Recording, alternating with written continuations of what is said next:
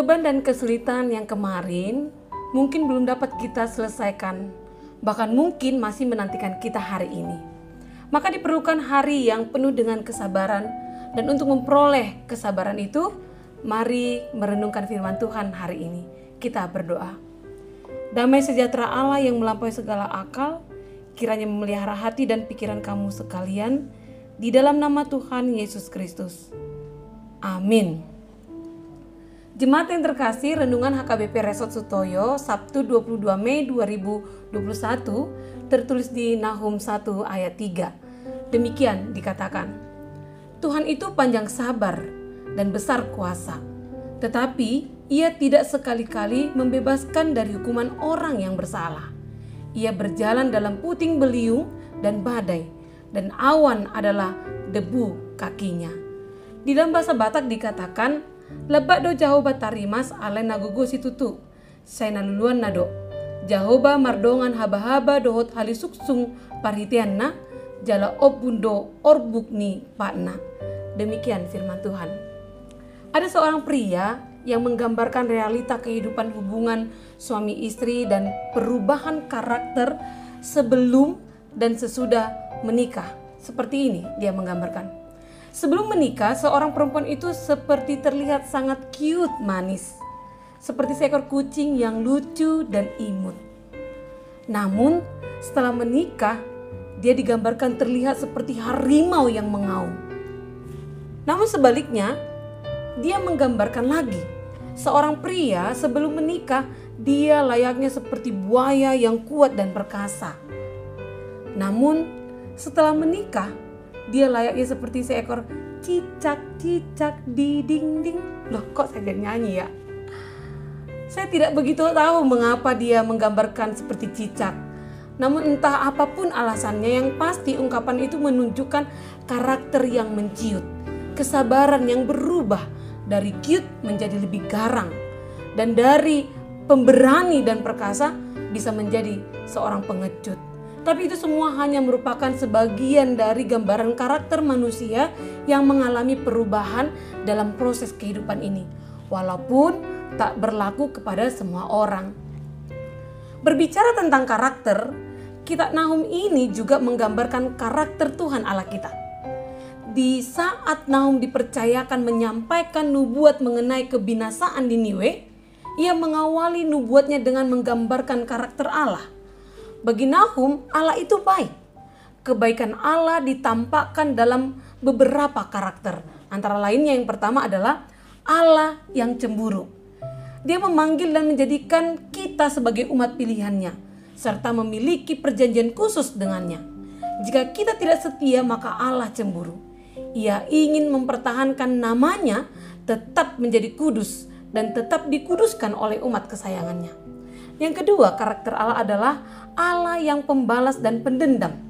Kita perlu tahu bahwa Allah tidak menghendaki kebinasaan manusia, tetapi pertobatannya. Ada dua cara pembalasan Allah. Yang pertama, ia membela orang yang ditindas oleh musuh.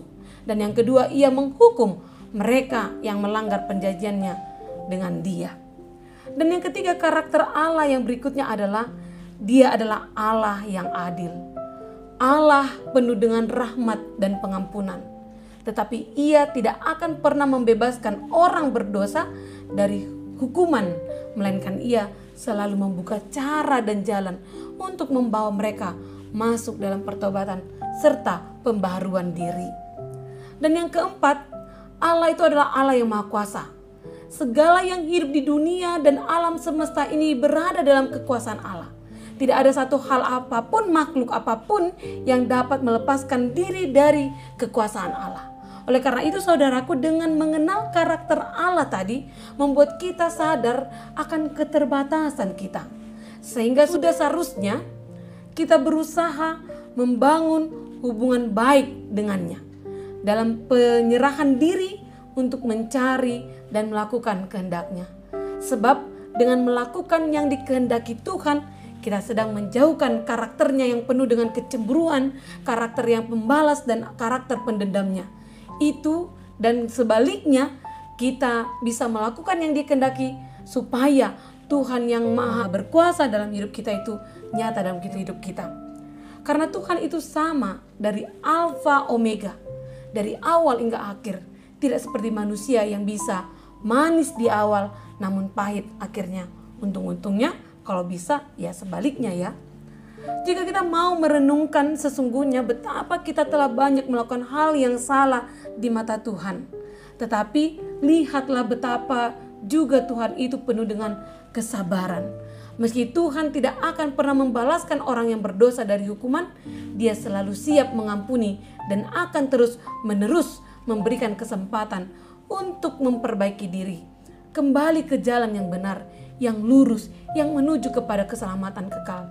Tidak hanya itu saja, Tuhan pun besar kuasanya. Lihatlah bagaimana Tuhan mengatur segala alam semesta beserta isinya. Sehingga tidak satu pun dari planet atau gugus bintang bertabrakan dan saling menghancurkan satu sama lain. Angin puting beliung segala yang diciptakan di bawah kuasa Tuhan. Dan segala yang baik yang disediakan Tuhan dalam pemeliharaannya pun berperan untuk memberi kesempatan bagi kita untuk terus membenahi diri. Tuhan itu baik dan kebaikannya terbesar adalah ketika kita sudah menerima Tuhan Yesus Kristus yang sudah menyelamatkan kita dari belenggu dosa. Oleh sebab itu saudara, kita harus menyikapi kebaikan Tuhan dengan terus menjaga diri kita agar tidak kembali terjatuh kepada kebiasaan buruk atau dosa-dosa kita. Tuhan mengasihi kita, Dia tidak menginginkan kebinasan kita. Maka mari bersyukur kepadanya bahwa Dia tidak menggunakan kuasanya yang dahsyat untuk menghancurkan kita, namun justru untuk menyelamatkan kita. Bersyukurlah bahwa Tuhan senantiasa menganugerahkan kasih karunia-Nya kepada kita semua yang penuh dan punya begitu banyak kesalahan ini. Dan bersyukurlah bahwa Tuhan menggunakan kebaikan-Nya bukan untuk menolak kita, melainkan justru untuk menggapai dan menyentuh hati kita. Tuhan memberikan kita kesempatan luas, tapi jangan sia-siakan kesabaran dan kebaikan Tuhan. Amin. Mari kita berdoa. Sungguh Tuhan, kasih-Mu amat besar dan Engkau adalah Allah yang panjang sabar. Ajarkanlah kami untuk tidak menyia-nyiakan kesabaran-Mu dan ajarlah kami hidup berkarakter sama seperti Engkau, agar kami luput dari kecemburuan, kemarahan dan dendam-Mu, melainkan kami hidup dalam keadilan-Mu serta kuasa yang memberkati hidup kami hari ini. Agar sesulit apapun yang kami hadapi, kami tetap bersama dengan Engkau. Terima kasih Tuhan. Amin. Jemaat yang terkasih dalam nama Tuhan, selamat menikmati kuasa kasih Tuhan hari ini. Salam sehat bagi kita semua. Shalom.